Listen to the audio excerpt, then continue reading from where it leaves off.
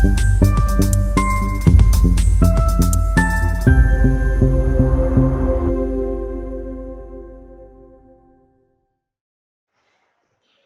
तेलीपाड़ा दामोदरपुर तेलीपाड़ा में प्रस्तावित धनबाद का पहला नगर वन एक बार फिर चर्चा में। केंद्र सरकार द्वारा 2 वर्षों के अंतराल के बाद फंड जारी किए जाने पर इस परियोजना का कार्य फिर से शुरू किया गया। वन और पर्यावरण विभाग के अनुसार नगर वन 30 एकड़ भूमि में विकसित किया जा रहा है और इस साल के अंत तक काम पूरा करने का लक्ष्य निर्धारित किया गया।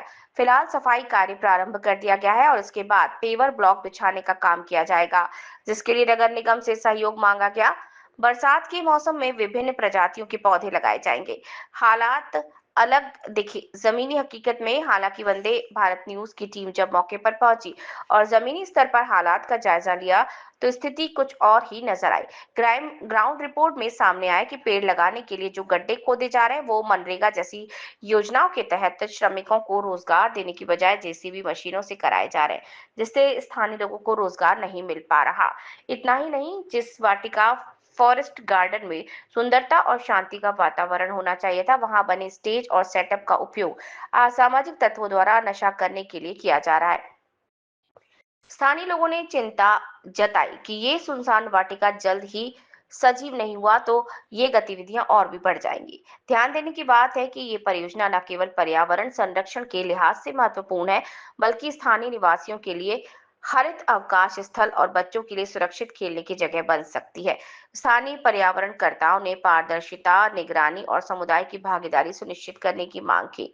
यहाँ एक और नगर वन शहर के लिए पर्यावरण वरदान बन सकता है, वहीं प्रशासनिक लापरवाही से ये एक अधूरी महत्वाकांक्षा भी बन सकता है। अब देखना है कि धनबाद प्रशासन और वन विभाग इस मौके को जिम्मेदारी से सजोते हैं या नहीं। वंदे भारत न्यूज इस परियोजना पर निरंतर नजर बनाए है। संवाददाता सुनील कुमार। आज हम बात करेंगे धनबाद जिला की, जहां पर दामोदरपुर नगर वाटिका जो एक पार्क का सौंदर्यीकरण देने के लिए वन विभाग को ये प्रोजेक्ट दिया गया था। ऐसा प्रोजेक्ट जो आपको देखने को नहीं मिला होगा धनबाद जिला में। इसकी सौंदर्यीकरण को आप देखिएगा तो चकाचौंध हो जाइएगा, और एक अजूबा पार्क जिसकी तैयारी वन विभाग कर चुका है।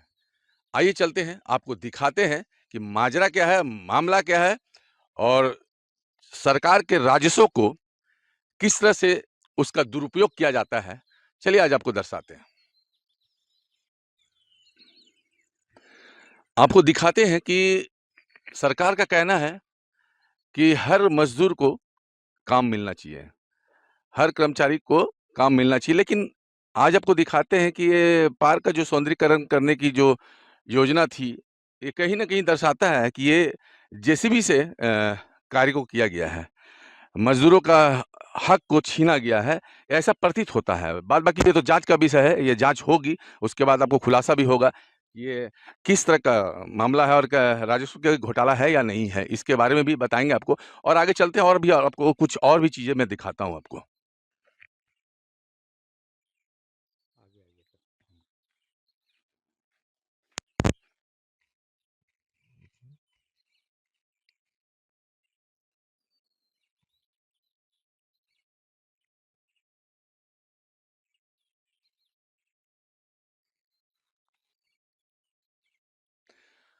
आप देख रहे हैं कि जितने भी पौधे लगाने के लिए जो गड्ढा किया गया है, वो कहीं ना कहीं फिर से पौधा वहां जमजमाव हो चुका है, और ये प्रतीत होता है कि ये मजदूरों के हाथों से ये गड्ढा नहीं किया गया, कहीं ना कहीं जेसीबी के माध्यम से किया गया है।